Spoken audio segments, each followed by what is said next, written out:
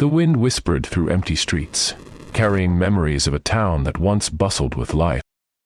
Millbrook stood as a ghost of its former self, a sprawling landscape of abandoned homes and silent storefronts. 10,000 souls had called this place home, and now, only one family remained. The Reyes family wasn't just survivors. They were guardians of a forgotten history, witnesses to a transformation so profound it seemed almost impossible. Miguel Reyes, a fourth-generation local whose roots stretched deeper than the town's oldest oak trees, understood something most people had forgotten. Communities don't simply disappear. They fade, slowly and methodically, like watercolors bleeding into a blank canvas. Economic collapse had been merciless. The primary manufacturing plant, a steel fabrication facility that had employed generations, closed without warning 5 years earlier. Thousands of jobs evaporated overnight, creating a cascading exodus that stripped Millbrook of its economic backbone. Families packed up, sold what they could, and disappeared into larger cities, leaving behind empty houses and broken infrastructure. But the Reyes family stayed. Elena Reyes, a local school teacher, refused to abandon the community that had raised her. Her husband Miguel worked multiple jobs, maintaining infrastructure, managing small agricultural plots, and keeping municipal systems barely operational. Their 2 children, Diego and Maria, were the youngest residents of a town that had become more museum than living community. Satellite imagery would later reveal a haunting landscape: rows of identical houses, paint peeling, windows dark, streets without movement. Only the Reyes home showed signs of active habitation: vegetable gardens, solar panels, occasional movement behind carefully maintained windows. Local historians would later document this phenomenon as a microcosm of broader demographic shifts. Millbrook looked like a perfect simulation of suburban life, frozen in time. Small towns across America were experiencing similar transformations, with economic pressures and technological changes rendering traditional community structures obsolete.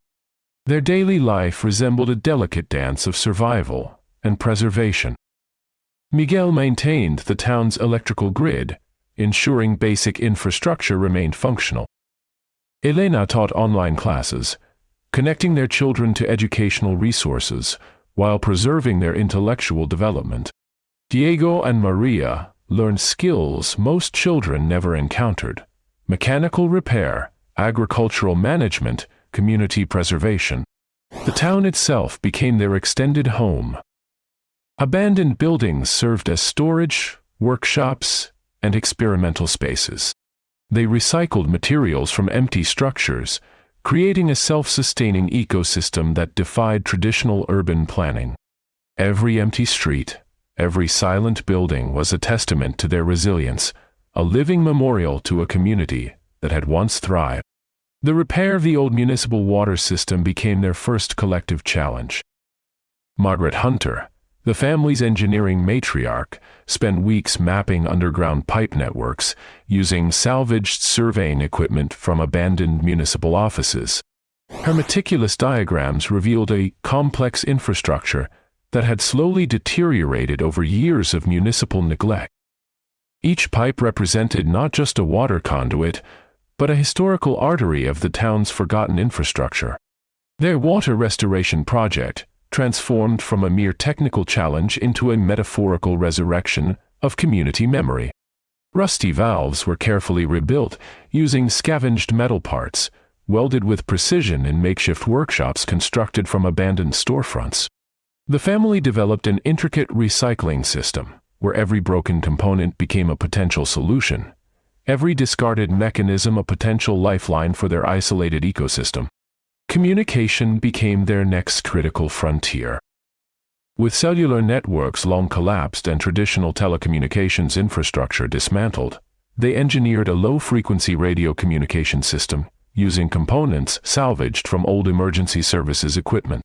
Young Thomas Hunter, barely 16, became their primary technical architect, designing repeater stations that could transmit signals across the town's desolate landscape. His handmade antennas, cobbled together from industrial scraps, represented both technological innovation and profound human adaptability. Agricultural survival demanded radical reimagining of traditional farming techniques.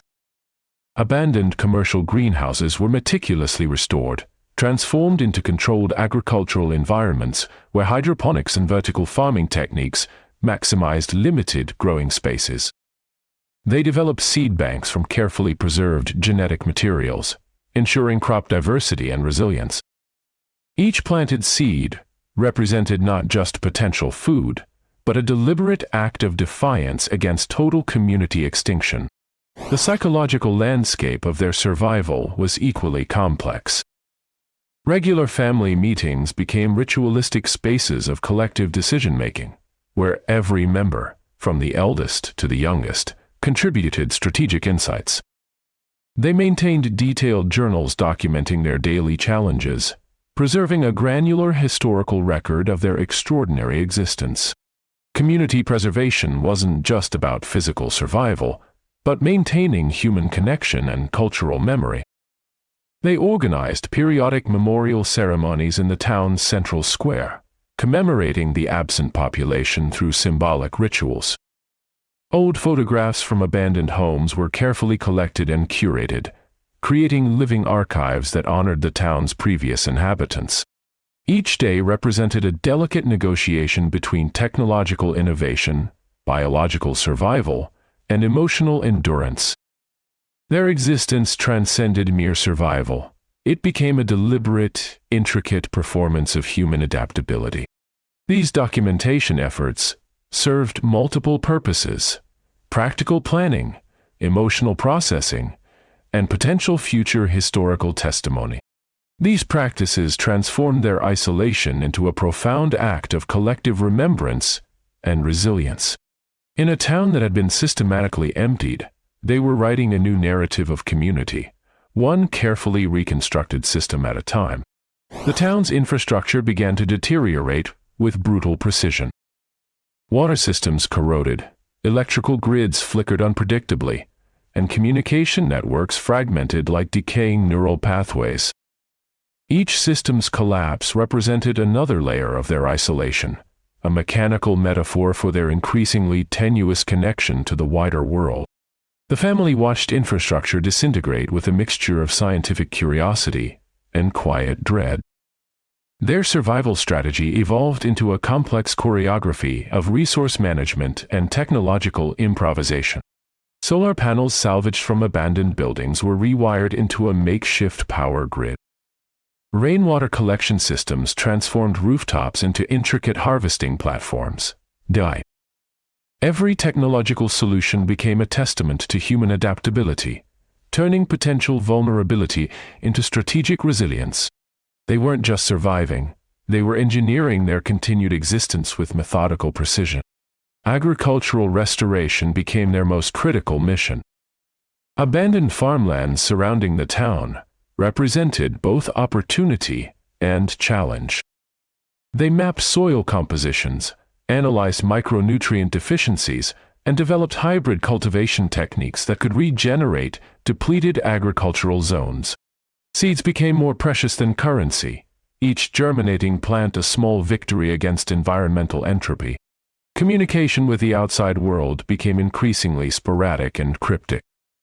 Shortwave radio transmissions carried fragmented signals, occasional whispers of distant human activity. These rare connections felt like archaeological discoveries, fragments of a civilization that seemed increasingly mythological. They documented every transmission, creating an archive of disconnected human experiences. Each intercepted message was a potential roadmap, a potential clue to understanding their extraordinary circumstances. Psychological resilience became as crucial as physical survival. The family developed intricate emotional support mechanisms, rotating responsibilities, maintaining structured routines that preserved mental stability. Shared storytelling became a ritualistic practice, with each member contributing narrative fragments that reconstructed their collective memory. Their psychological adaptation was a form of collective intelligence, transforming individual traumas into a unified survival strategy. Technological scavenging became a sophisticated art form. Abandoned research facilities, medical centers, and industrial complexes were methodically explored and systematically stripped of useful components. Every device, every circuit board, every mechanical component was evaluated, categorized, and potentially repurposed. Their technical expertise transformed them from mere survivors into strategic reconstructionists, seeing potential where others would perceive only ruins. As weeks transformed into months, their existence became a living experiment in human adaptability. They were simultaneously historians, engineers, agriculturalists, and storytellers, each role seamlessly integrated into their collective survival strategy. The town around them remained a silent witness to their extraordinary journey, its empty structures serving as both shelter and reminder of the civilization they were quietly attempting to preserve and potentially resurrect. The final transformation came not with a dramatic explosion, but with a quiet, almost imperceptible shift. Their survival had transcended mere physical endurance and become something closer to cultural resurrection. Maria's meticulous documentation, thousands of pages of journals, sketches, and preserved technological schematics, represented more than personal memories. They were a blueprint, a genetic memory of human civilization compressed into one family's extraordinary archive. Communication became their most critical technology. Their custom-built communication hub, cobbled together from salvaged radio equipment and solar-powered servers, allowed them to broadcast periodic signals across the abandoned landscape. Each transmission was a heartbeat, a declaration. Humanity had not vanished, merely paused. Their signals carried complex data, agricultural techniques, mechanical repair instructions, genetic preservation protocols, a digital time capsule, broadcasting hope into the silent electromagnetic wilderness. The town's infrastructure, once a decaying skeleton, gradually became their living laboratory. Abandoned buildings transformed into hydroponic gardens, solar collection points, and research stations. Their engineering prowess turned every rusted machine, every forgotten network conduit into a potential resource. Water systems were rebuilt, electrical grids recalibrated, communication networks rewoven, not just for survival, but as a deliberate act of civilization's potential regeneration. Their greatest challenge emerged not from external threats, but from the psychological weight of isolation. How does a family maintain collective mental resilience when they are literally the last known human settlement? They developed intricate psychological rotation systems, where each member would take turns leading, teaching, researching, creating a dynamic that prevented stagnation and maintained collective momentum. Their psychological survival became as critical as their physical survival. The world outside their town remained a mystery, a vast, silent question mark.